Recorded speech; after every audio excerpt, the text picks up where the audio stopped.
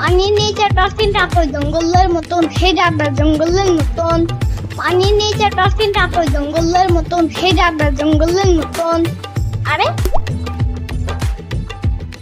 আসসালামু আলাইকুম। ওয়ালাইকুম আসসালাম। তুমি এইখানে একা একা বৈশা বৈশা কি বিক্রি করতেছো?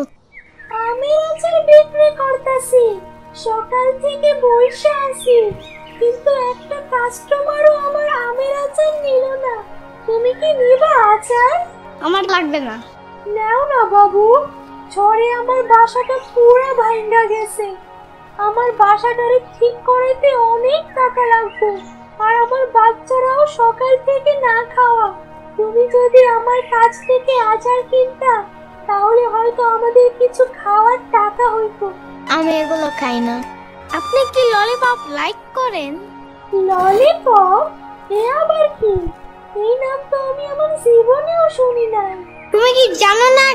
না বাবু, আমি ব্যাপারটা বোঝা বলতেছি, খেতে পারবা বুঝছো? আমি বাবু গরিব মানুষ, দুই বেলা নিজের সারাদিন নিয়ে ভাত ডাল খাইয়া বাইসা আছি। এই ললিপপ টলিপপ তো জীবনেও চোখেও দেখি নাই। তুমি কি বুঝবা? যাবা আমার বাসায়?